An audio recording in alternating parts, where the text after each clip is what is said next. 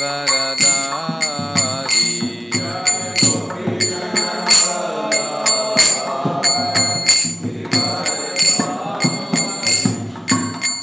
Yashodanandana Brajajana Ranjana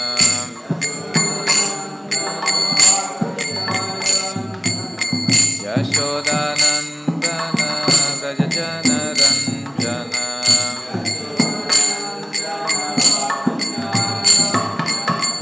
Yamunatira Vanachari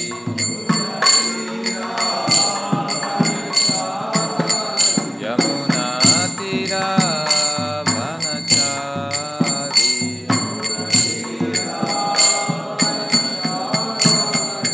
Jaya Radha Madhava Kunja Bihari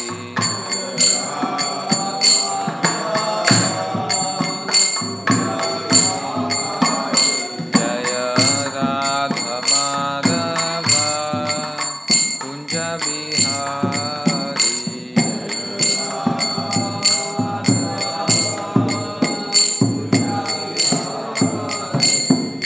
Gopi Jana Vallabha Girivaradari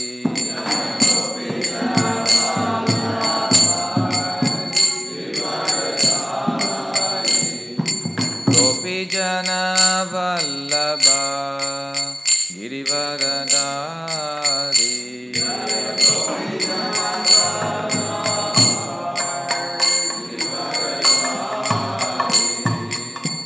Yashodanandana Brajajana Ranjana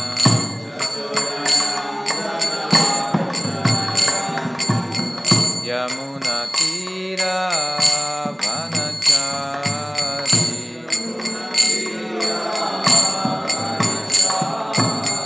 Yamunatira Vanachari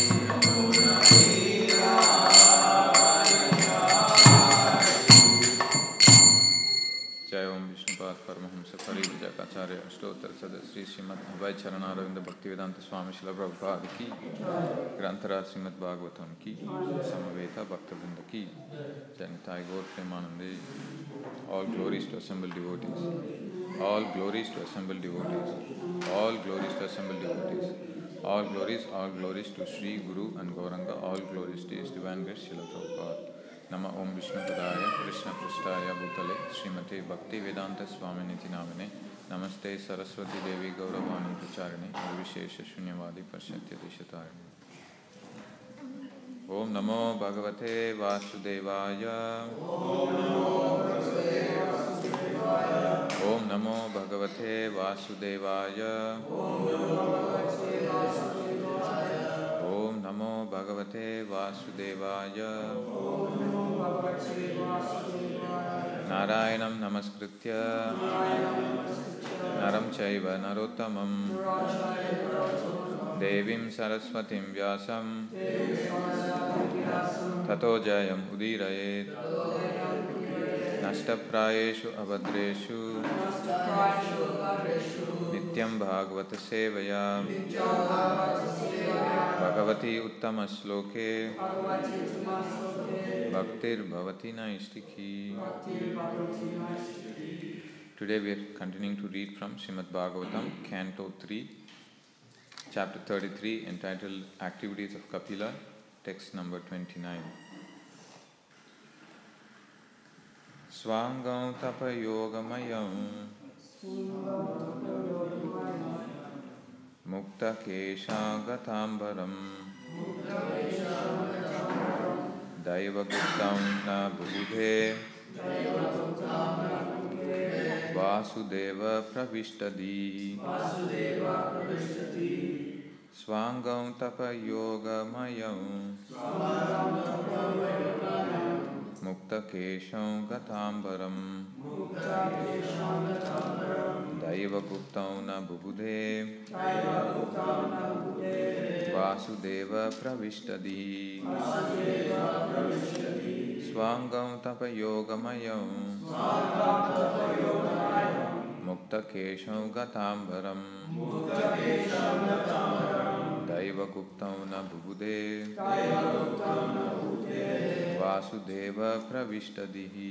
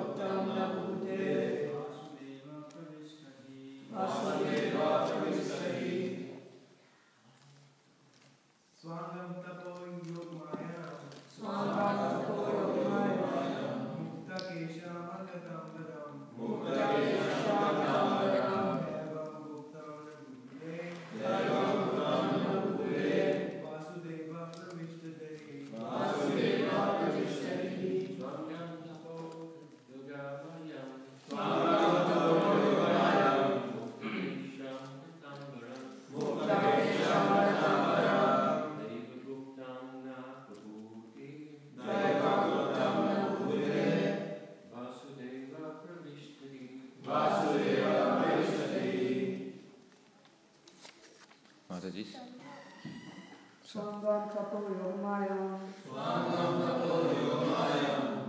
Muktakesham gatambaram Daiva guptam nabude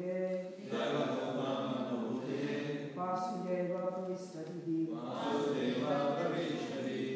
Swangam tapo yogamayam Muktakesham gatambaram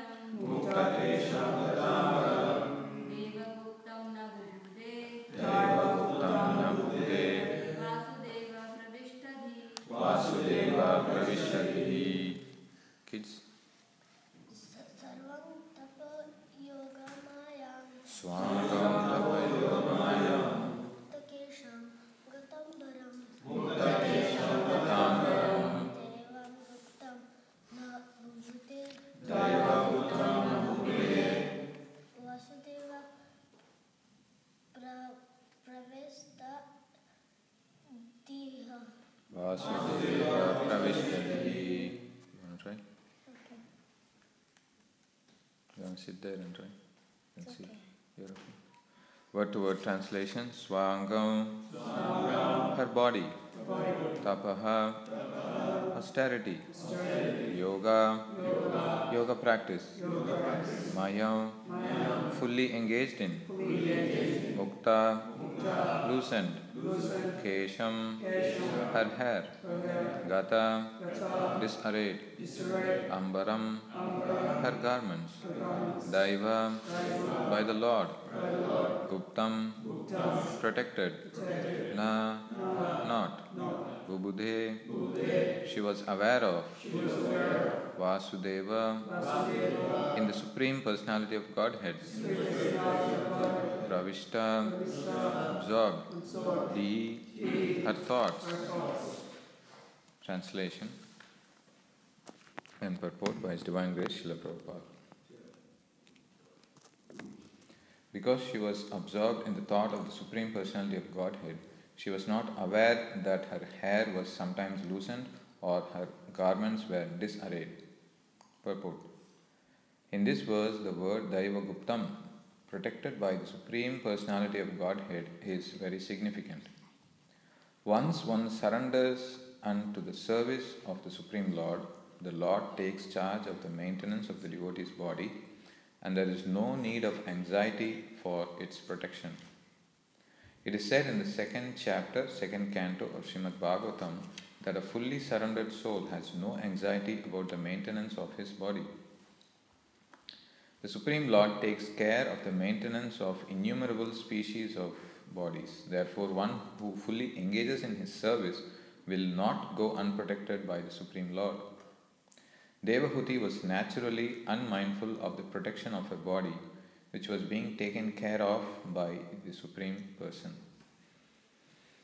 Om Ajnanathmirandasya Jnananjana Shalakaya Chakshurunmilitam Yena Tasmai Shri Gurave Namaha Sri Chaitanya Manobhishtam Sthapitam Yena Bhutale Swayam Rupa Kalamayam Dadati Swapadantikam Vandeham Shri Guru Shri Yuta Padakamalam Shri Gurun Vaishnavamscha Shri Rupam Sagrajatam Sahagana Raghunatanvitam Tam Sajivam Sadvaitam Savadutam Parijana Sahitam Krishna Chaitanya Devam Sri Radha Krishna Padan Sahagana Lalita Sri Vishakhanvitamscha He Krishna Karuna Sindhu Dinabandho Jagatpate Gopesha Gopika Kanta Radha Kanta Namostute Tapta Kanchana Gaurangi Radhe Vrindavaneshwari Vrishabhanu Sute Devi Pranamami Haripriye Vancha Kalpatarubhyascha Kripa Sindhubhya Evacha Patithanam Pavanebhyo Vaishnavebhyo Namo Namaha Jai Shri Krishna Chaitanya Prabhu Nityananda Shri Advaita Gadadhara Srivasadi Gaura Bhakta Vrinda Hare Krishna Krishna Krishna Hare Hare Hare Rama Rama Rama Hare Hare.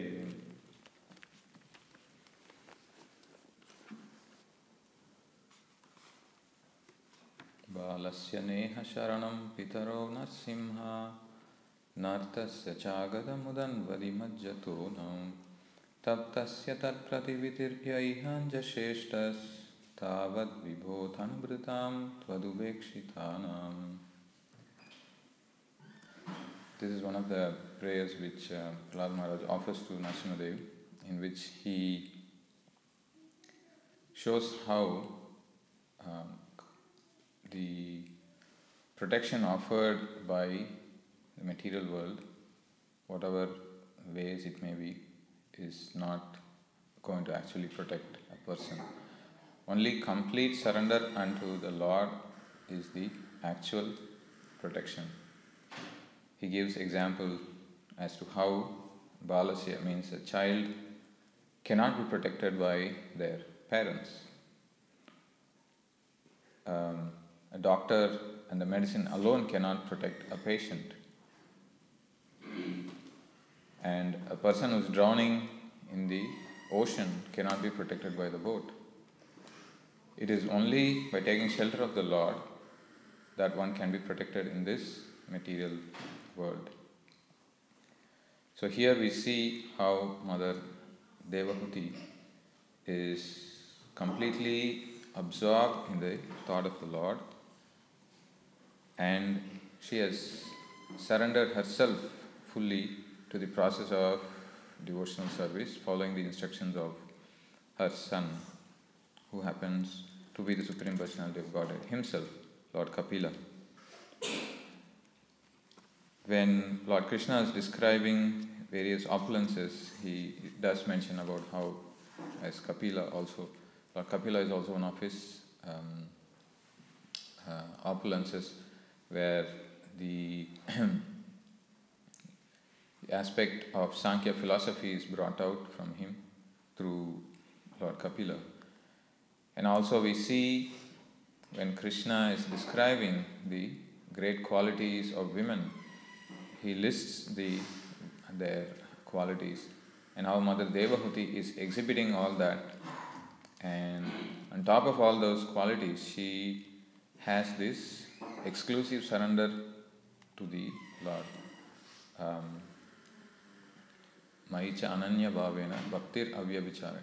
So that aspect is also being brought out. So the complete protection given by the Supreme Personality of Godhead, that's what He does, and what are we meant to do is to surrender ourselves fully.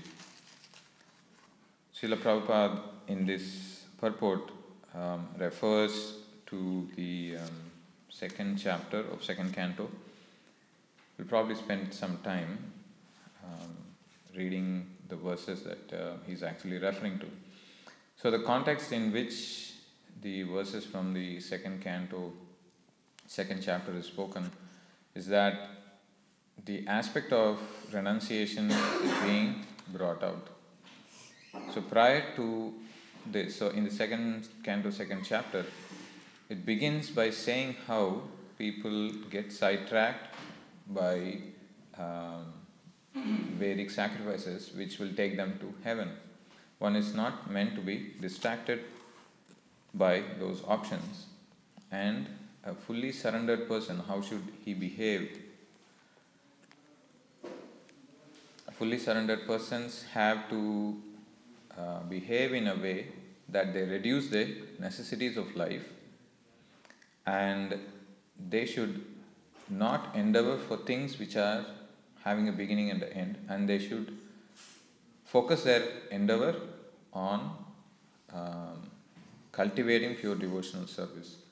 So the chapter's title is Lord in the Heart. So basically it is this chapter goes on to say as to how a person shouldn't be endeavoring or putting his effort in getting things in this world, and it is described how this world is just a world of names. You have big names, and after some time passes, you no longer see those big names who have achieved big things. So how should an enlightened person behave? How does he deal with the material things? How much comfort he accepts?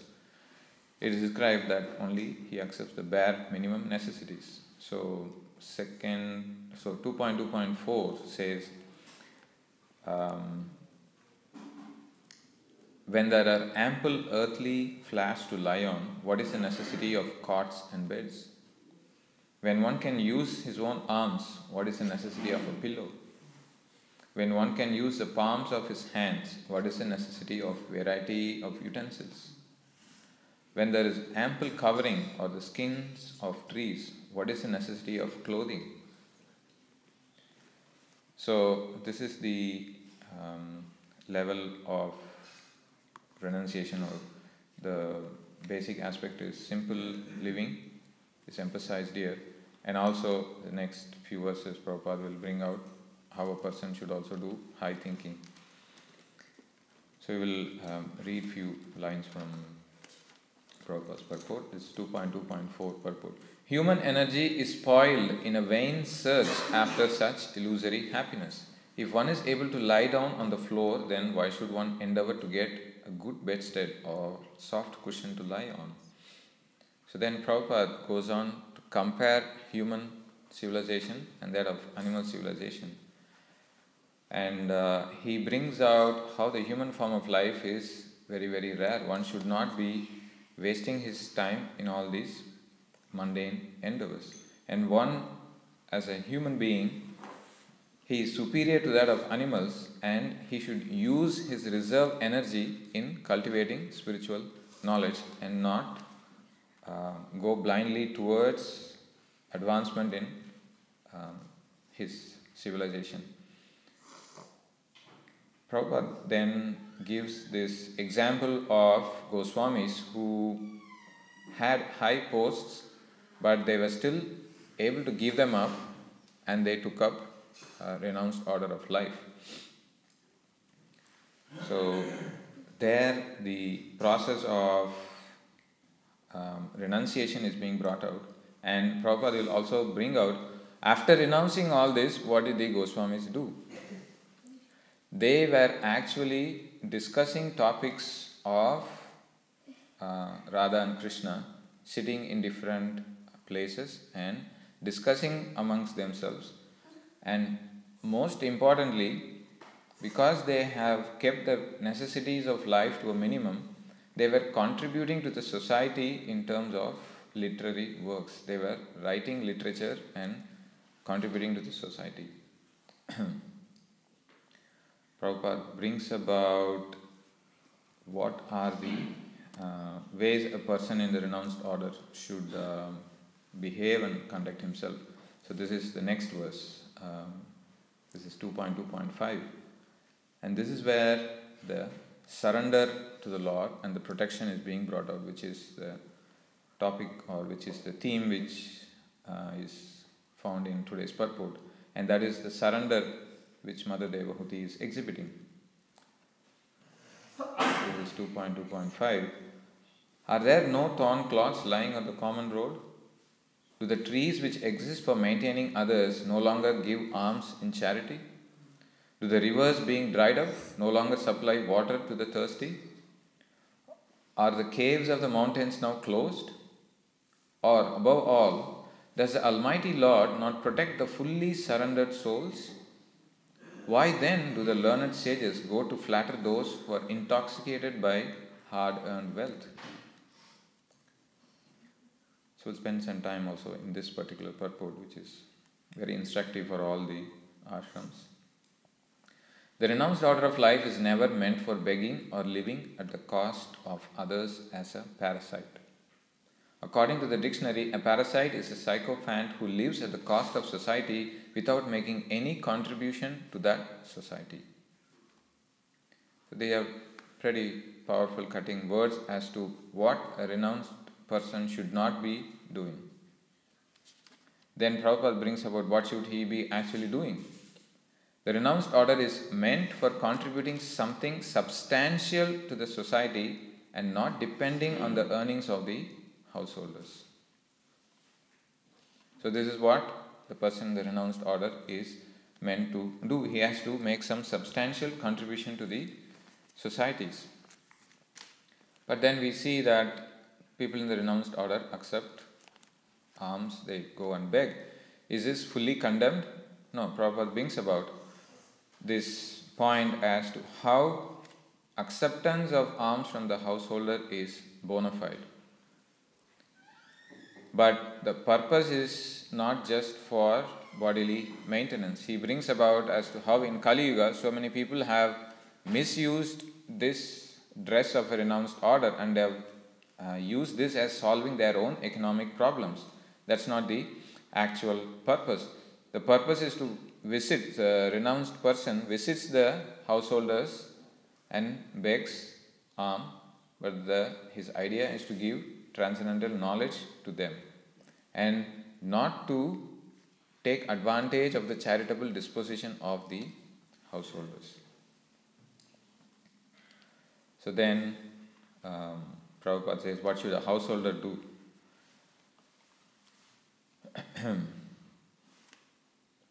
In the Sanatana Dharma institution, alms giving to the mendicant is part of a householder's duty, and it is advised in the scriptures that householders should treat the mendicants as their family children and should provide them with food, clothing, etc. without being asked. So here we can see, as I mentioned, this purport is pretty instructive for all the ashramas. Then Prabhupada brings about the examples, and this is where he says about how Srila Jiva Goswami, then Rupa Goswami, Sanatana Goswami, they were all holding discourses among themselves, and they were not leading a comfortable and an irresponsible life. And they were actually contributing. So a person in the renounced order should contribute some literary work. So his whole point is that he has to read those literatures, discuss amongst themselves, and also write literatures explaining the complex concepts in the Vedic literature so that common man can have access to those teachings of Vedic literature. Now, this is something that we can see within ISKCON. A lot of gurus and sannyasis towards the later stage, even in the beginning, they start to contribute to, and that's what Srila Prabhupada has also given instructions to many of his disciples to write literatures and publish, and also to make them accessible to the common man, so that the knowledge of the Vedas, as mentioned in this verse, sometimes it can be misleading. It can make one go towards worldly comforts. But when pure devotional service is brought out and it is explained to a common man as to how it can be practiced in a way alongside their professional life, then it becomes easy for them to take it up. I was referring to Chaitanya Charan Prabhu's website where he had a chance to meet his Guru, His Holiness Radhana Swami, and how they were discussing about strategies to take the process of bhakti and present it to the Western audience in a way that they can take it up. Because the aspect of the yoga as such is now picking up, and then people are more receptive.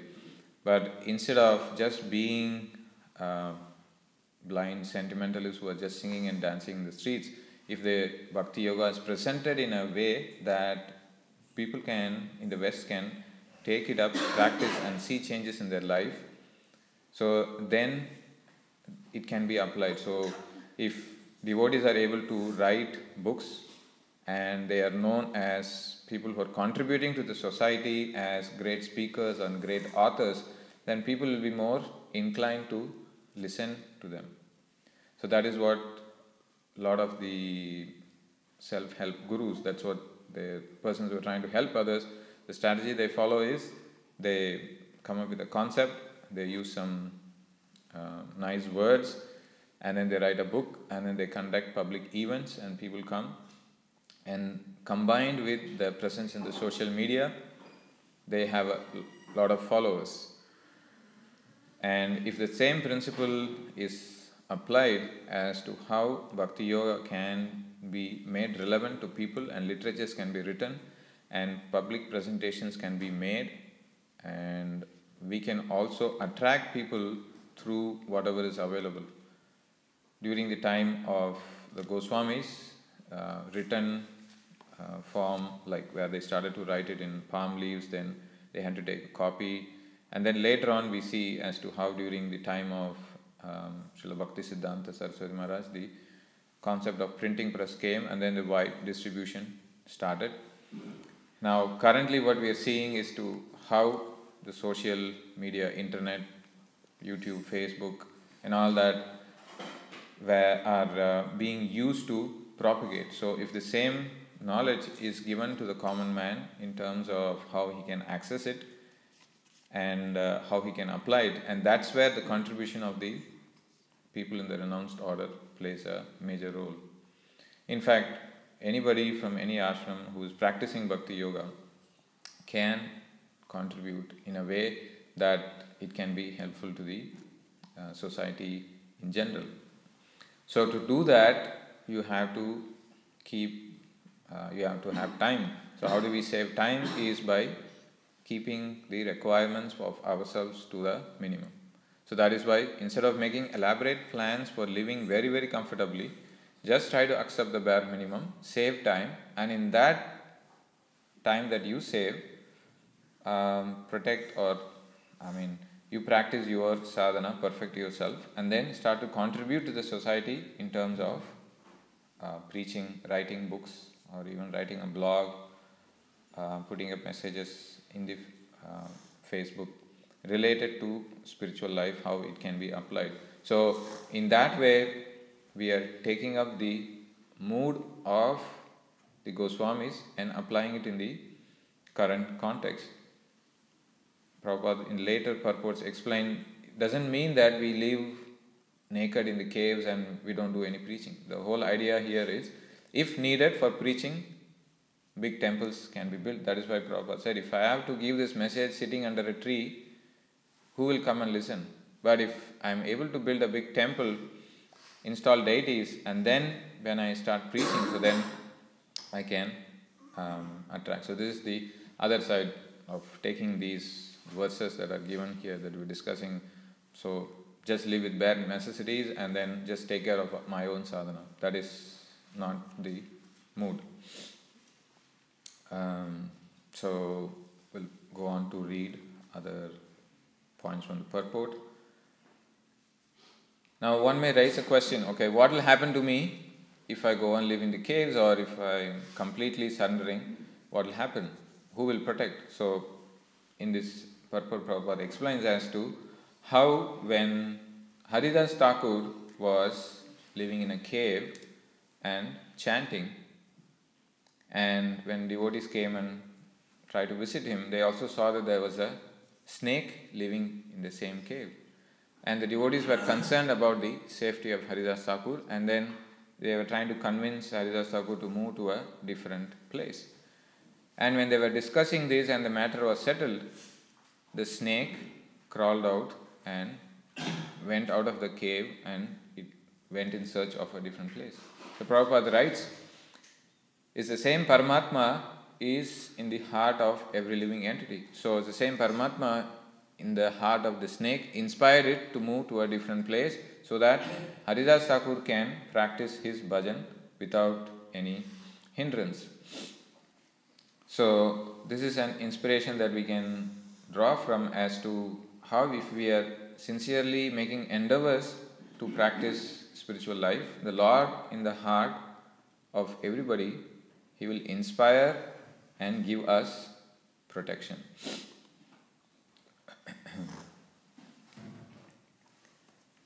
Prabhupada goes on to explain as to how the Varnashrama, the Sanatana Dharma institution is there for you to get trained to depend fully on the protection of the Lord all the times. It is not that one fine day you will be asked to give up everything and completely depend. Right from the beginning, the institution is designed in such a way that you are starting to depend fully on the protection of the Lord in all circumstances. So the aspect of renunciation is also recommended right from the beginning. If a person is able to do that throughout his life, then he can choose a particular ashram and do it. If he cannot, so then option is given for him to take up family life and then also lead his family life in such a way that he puts God in the center, and later towards his married life, when his sons and daughters are married, he is asked to take up Vanaprastha. So the renunciation aspect is starting to get built into the system right from the beginning, and you are not asked to take it up suddenly. So Prabhupada explains why a person should take up renunciation. The path of renunciation, Prabhupada says, is recommended by divine, taking up a new role in the in an organization. So you are given a particular role, and then he says, these are your responsibilities, or this is what we expect from you. In the same way, when we are told we are not the body, we are spirit, soul, so then what am I supposed to do? So then Bhagavad Gita gives a list of divine qualities. That's in 16th chapter. So these are the divine qualities that you are meant to inculcate. This is what the lifestyle that you are meant to live. These are the divine assets that you are meant to acquire as a spirit soul. So then we can say, okay, this is what, I'm not this, but I'm this. Okay, so then it makes sense. All right. So this is what I'm meant to cultivate. So my activities have to be geared in such a way that I develop these divine qualities, and there are some demoniac qualities as well that is also going to come up. So I need to keep them under check, and when the concept of soul is introduced, the concept of super soul is also there. So the surrender to or loving devotion to that super soul is your actual job description. That is what you are meant to do. Because Bhakti Yoga not only tells what you are not, it also tells what you are and what you are meant to do, and what are the qualities that you are meant to acquire, and this is where you will get to, and this is the person that you are going to surrender to. Okay, one says, okay, I have to surrender. Now, is there any guarantee that the person I am surrendering to will protect me? So, that is what here it is mentioned. Even an employer who is employing you will make sure that you have work cover, what is it called? If there is any accidental injuries, work cover. Safety is there, and then they make sure that you get superannuation, as Prabhu was explaining yesterday. There's and then you have, in case of life-threatening jobs that you take, there will be some life insurance. In case if you die, there is so many. So if an employer is able to take care of an employee to such extent, why not the Lord who is owning the entire universe? If you are serving Him, will He not take care of you? That's the point that's brought out in this 2.2.5 verse. Does the Almighty Lord not protect the fully surrendered souls? In terms of rhetoric questions, it is being asked. So that is when we start to, okay, now I'm getting some faith, then I'm slowly progressing towards the complete surrender.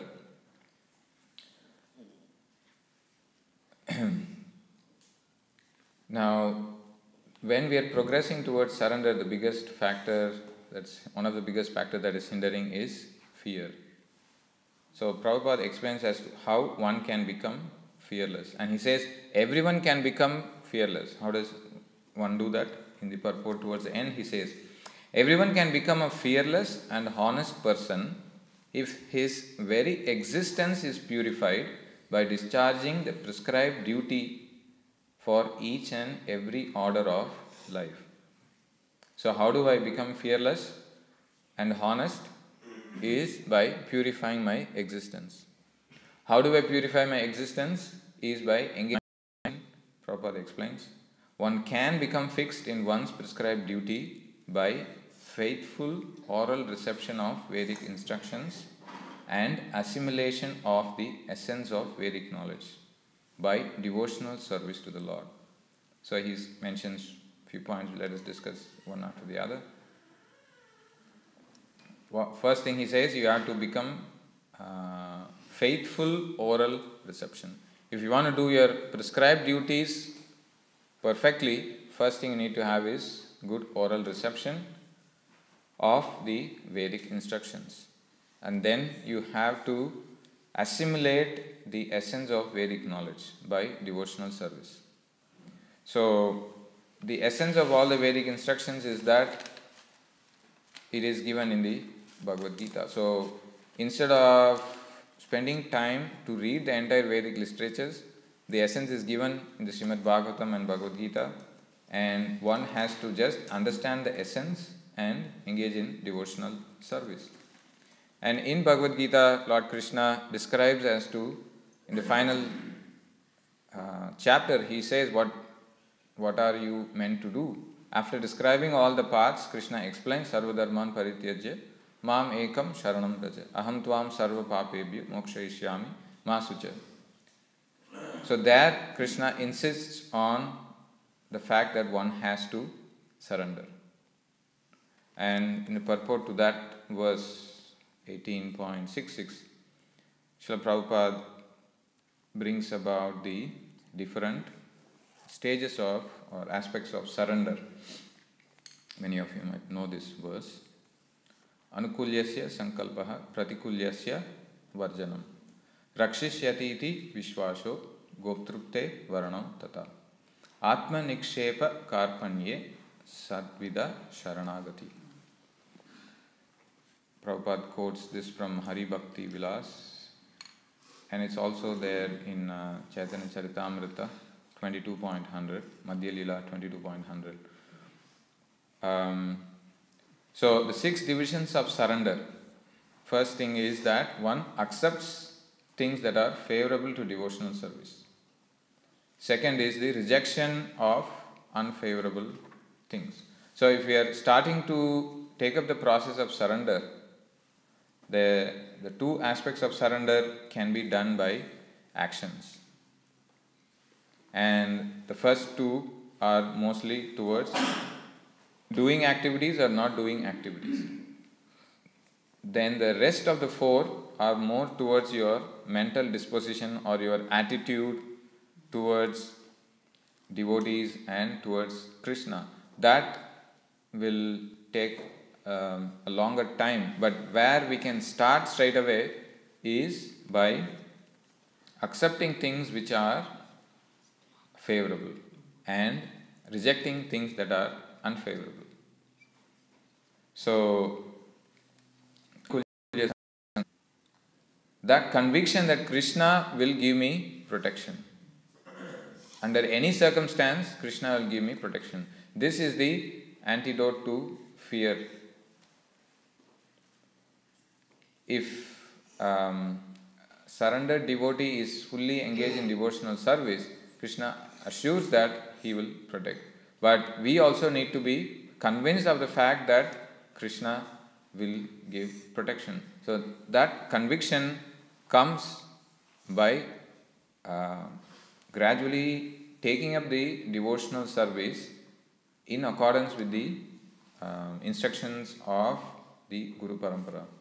So then you will come to the point of being fully convinced that, okay, whatever happens, Krishna is there to protect me. It is that same conviction that Mother Devahuti has, and she is completely surrendered, and that is why it is said that she did not take care of her bodily needs.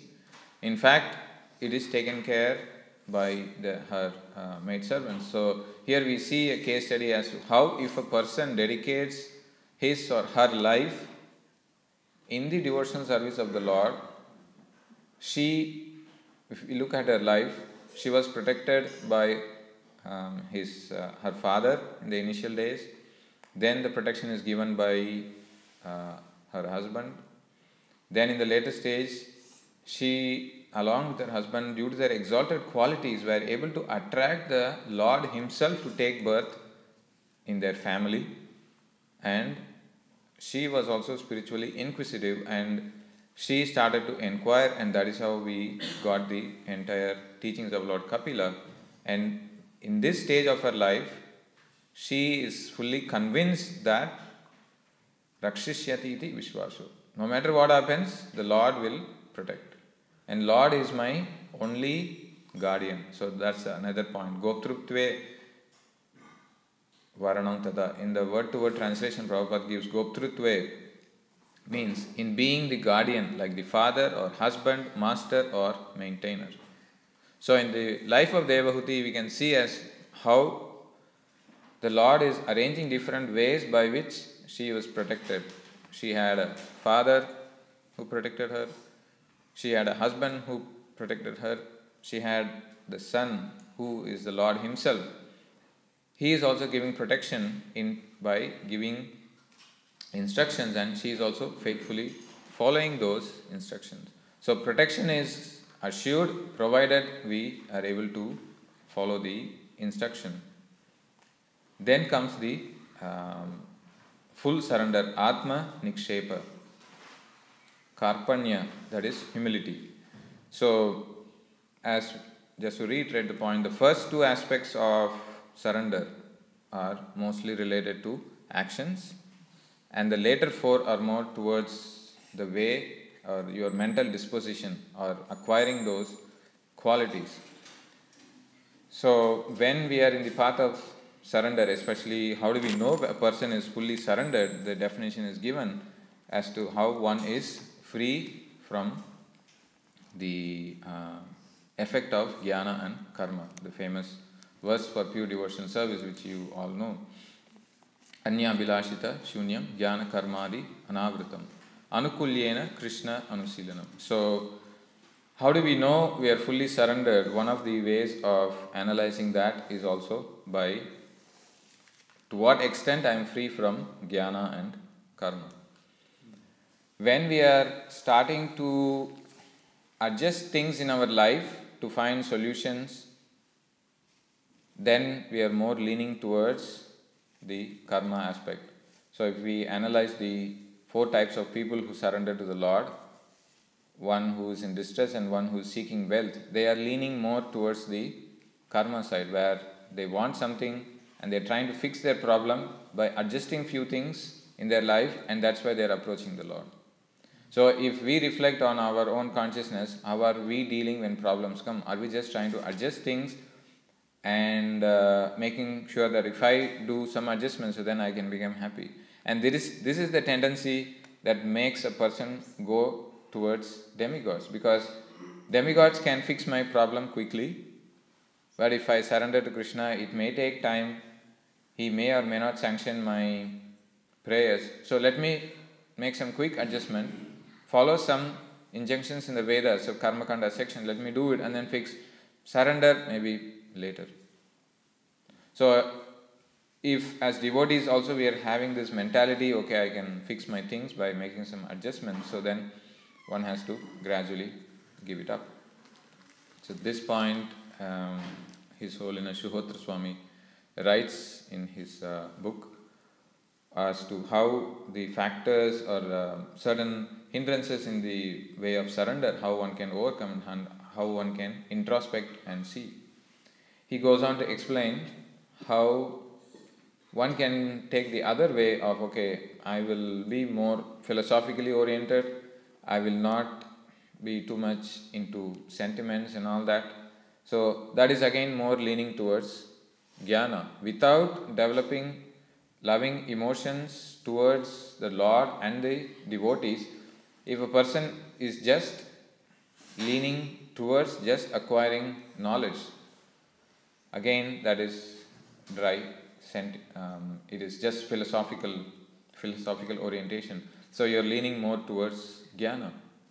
So he says that one has to combine the emotional side and the philosophical side that are given in bhakti. One has to have a combination and come to the pure devotion side. So that is again another hindrance in completely surrendering to the Lord. So by analyzing ourselves, where we are going when problems attack us, when we are confronted with issues, where is my leaning towards? Am I taking the complete shelter of the Lord directly as a first step, or am I trying to adjust things, or I am just trying to get into this philosophical side and not doing practical service? So if we introspect, then we will be able to find out what is preventing us from taking the complete shelter of the Lord, which is what is exhibited by Mother Devahuti.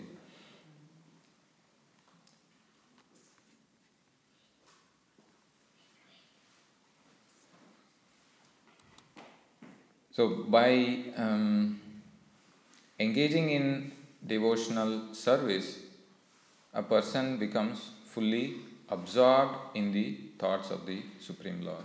And that's what is brought about in the translation of today's verse, as to how a devotee is able to give up external consciousness by being fully absorbed in the thought of the Lord. There are different ways by which one can absorb his consciousness fully in the Lord, and one such way is by observing the festivals that are there for. So in this is just like the Janmashtami Eve or the day before that. So if we are able to absorb ourselves in the thought of the Lord, making sure that we do the services in a way that it is going to please the Lord, that is also a way of absorbing. And this is the same absorption. Absorption in the Lord can be done through various ways, as to how one can be absorbed in thought of the Lord by even anger or envy or even other feelings, but it is not recommended. The only recommended way is one should be absorbed in the thoughts of the Lord where it is in a favorable way. And when we are meant to absorb the thoughts of the Lord, we start to meditate on the form of the Lord. So I'll conclude by reading few descriptions of the Lord's form, which we can keep in mind, and also the prayers offered by the demigods when they are when Krishna was in the womb and demigods were starting to offer prayers. So these two aspects of offering prayers and absorbing oneself in the thought, in the form of the Lord, will help us. So this is one of the prayers of the demigods, where they bring about the point as to how a person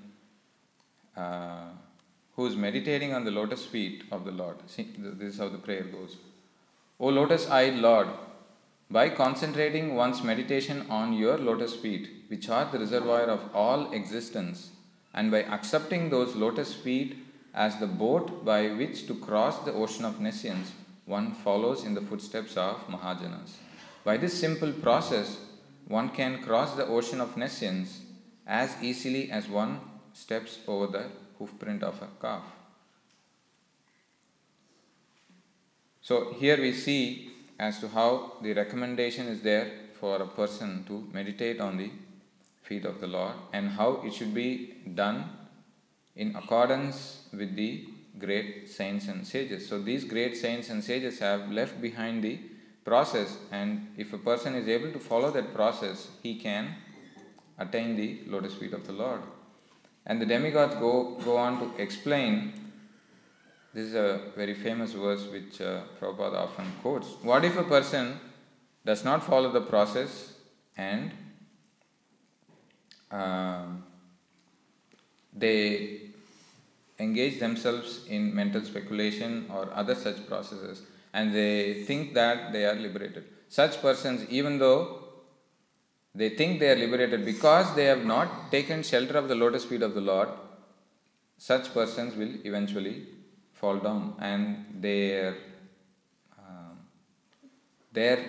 thinking that they are liberated is also a type of an illusion. So that prayer is also offered by the demigods. If you see the context, so the demigods themselves are saying this, means they have complete knowledge of different planetary systems and where a person will go after he gets liberated, and they don't say that, okay, if you are if you are interested, pray to us, we will give you liberation. They themselves are saying that if a person wants complete liberation from the material existence, one has to take shelter. Even if you think that you are going to be liberated, it is not so. So Lord Brahma and the demigods are praying that. The other verse for meditation, what I thought is describing the form of the Lord. This is spoken in the 10th canto, 21st chapter, 5th verse. Is spoken by the gopis describing the form of the Lord. Wearing a peacock feather ornament upon his head, blue karnikara flowers on his ears, a yellow garment as brilliant as gold, and the Vaijayanti garland, Lord Krishna exhibited his transcendental form as the greatest dancers as he entered the forest of Vrindavana, beautifying it with the marks of his footprints. He filled the holes of his flute with the nectar of his lips, and the cowherd boys sang his glories. Barha pitam natavaravapo karnayo karnikaram Vibradvasaha kanaka kapisham Vaijayantim chamalam Randran venu radara sudayan Purayan gopa vrindair Vrindaranyam swapadaramanam Pravishad gita kirti. So the forest of Vrindavana is marked with the lotus feet of that enchanting Lord, who dresses himself with those various flowers and has a brilliant golden garment. This is a very, very descriptive picture, as you can start to picture this. And this is how we create, or we start to meditate on the form of the Lord and the various beauty. So I'll leave this as a verse to meditate so that we can prepare ourselves for Janmashtami. Thank you. Are there any questions? Those who want to do their worship, they can go ahead and do their thing.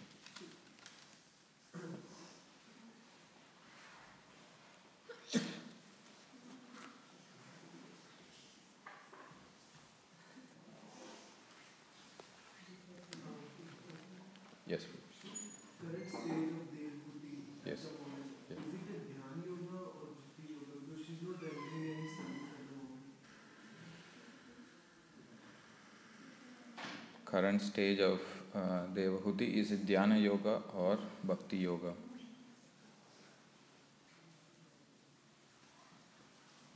She was fully convinced of the fact that Bhakti Yoga is the highest path. So she is engaging in complete absorptions in the thought of the Lord, which is Bhakti Yoga only. Shravanam, Kirtanam, Vishnu Smaranam. So when we see the different aspects of the Lord. So externally, when we see, okay, she is not doing deity worship, she is not cutting vegetables, she is not offering arati, or she is not worshipping, so she is not cooking for the Lord. So if we see from that point of view, one may say, okay, she is not doing any bhakti. But if you understand from the point of view of the different angas of devotional service, Shravanam, Kirtanam, Vishnu Smaranam, Pada Sevanam. So complete absorption, so that's what this verse describes. So that is Bhakti Yoga only. Anybody wants to add anything? Yes. We spoke about surrender. Yes. About distress and we go to demigods, the flow of surrender. If you are distressed and your intensity of surrender or goes to Krishna only, Okay. is it a good surrender? Or is the prayer goes to? If you are in distress and you are intensely going towards Krishna, is that surrender?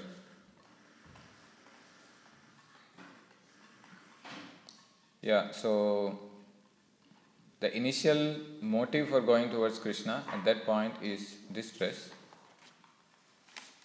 So the way looking at it is, one way is at least you are approaching Krishna thinking that he is your maintainer, protector, and you are not approaching any other demigods. In that way, you are actually thinking that he is my only shelter. I will not go to anybody. In that sense, it is surrender. But one has to go from that stage of just approaching Krishna for relief from distress to the point as to one does favorable devotional service, give up those mentality for approaching Krishna for my comforts to the point of approaching Krishna and serving for his comfort or for his pleasure. So your focus changes from self-centeredness to God-centeredness. So that is why. So what do you want? How can I serve you?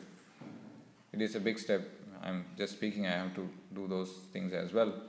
But I just have a philosophical understanding as to how from being self-centered, okay, please take me out of this distress, to the point of asking, how can I serve you? What would you like?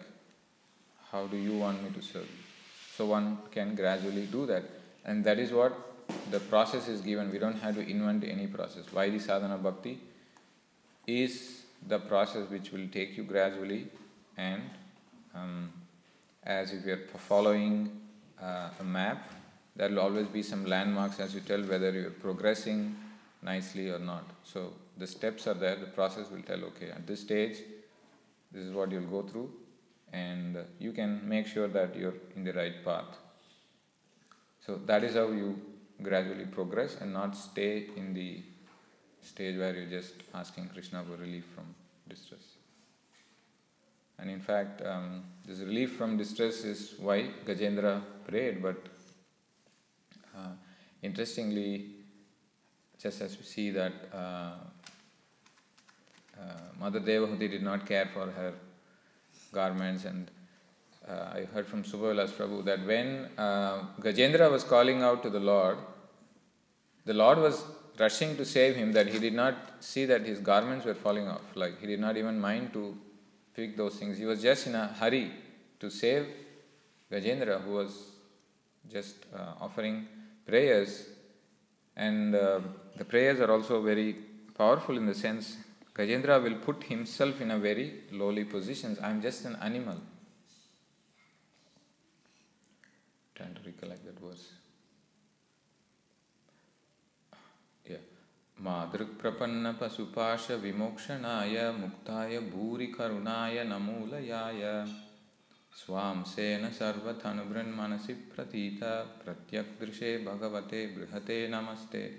Pashupasha. So I'm just an animal, but you are bhuri karunaya. You are so merciful that you have to protect me, because Gajendra did not take shelter of anybody else. He did not call to the demigod. He's calling out to the O Supreme Person, O Almighty Lord, and he'll also describe various qualities, aspects of the Lord, how he is personal, how he is impersonal. So ultimately he will take complete shelter of the Lord. So even when we are in distress, when we call out to the Lord, it purifies us actually. If anybody wants to add to that or anything from today's verse.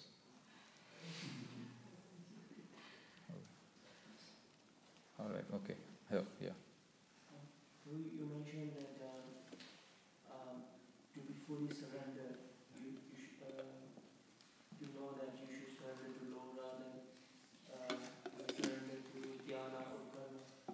But at the same time, we know that to cut through all that, we need to cut through avidya. Yeah, we need knowledge. So how do I concern? So we discussed as to how complete surrender means one has to give up karma and jnana, but at the same time, ignorance is preventing me from complete surrender, and knowledge is the only antidote for cutting the ignorance. So that's why in Bhagavad Gita also we see a middle 6 chapters bhakti is there, first 6 chapters karma is there, and the last 6 chapters jnana is there. So your activities should lead to bhakti. The knowledge that you are acquiring, the jnana also should lead to bhakti. So that jnana which is directing you towards devotional service and making you do practical devotional service, that knowledge is favorable to bhakti. So that way we accept it. So that's why Gita gives it in that way, as you know, what are my duties that I need to do so that I can get bhakti? How do I deal in this material world? The jnana as to how the material modes of natures work and what is divine quality, what is demoniac quality, and what is the austerity in the mode of goodness, all that is described. So after the 3 modes come into picture, then you will see every aspect through those 3 modes. And then finally the 18th chapter says, okay, do all that so that you can do bhakti. You know how to deal with this material world, with this knowledge, do it so that you can do bhakti, or you can take complete shelter. And the conclusion is also says, abandon and just surrender unto me and always think of me. So that jnana which makes you do practical devotional service, like we see people who come here, they brought flowers, they've got fruits, they are bringing it with love and devotion and they are offering to God, which is a good sign. So that jnana which helps to go closer to Krishna, it is also bhakti.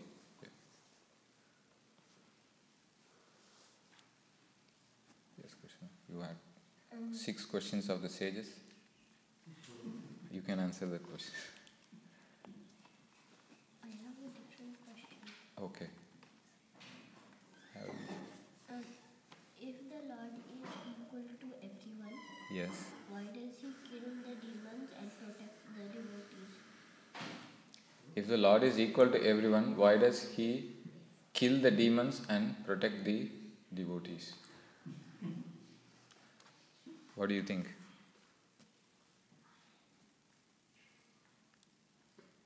Because you are reading Bhagavad Gita chapter a day. What does Krishna say in 4th chapter? Paritranaya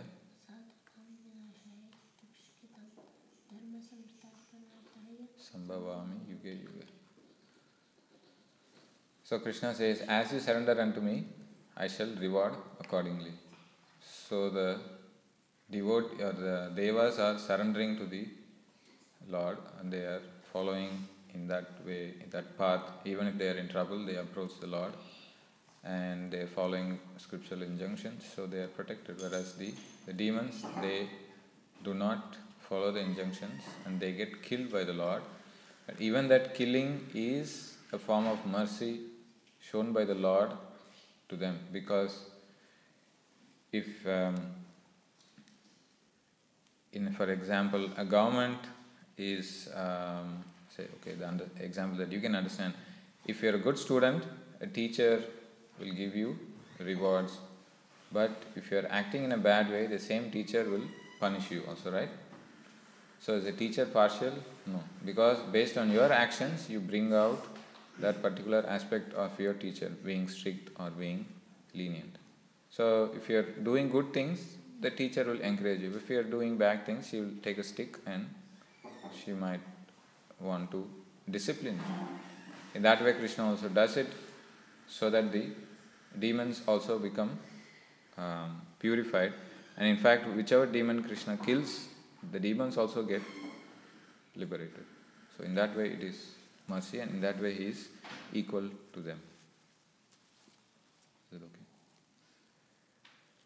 Hare Krishna. I will conclude here. Śrīmad Bhāgavatam ki jai, Samaveta Bhaktivedanta ki jai, Thai Gaur Premanande.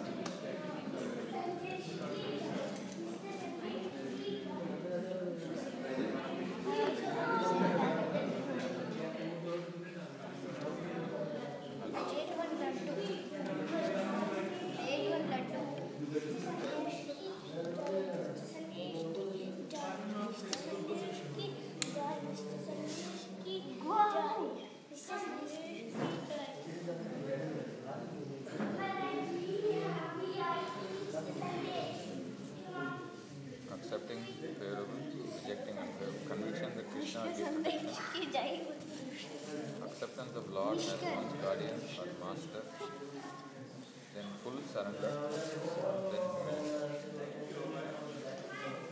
Atma Nikshepa,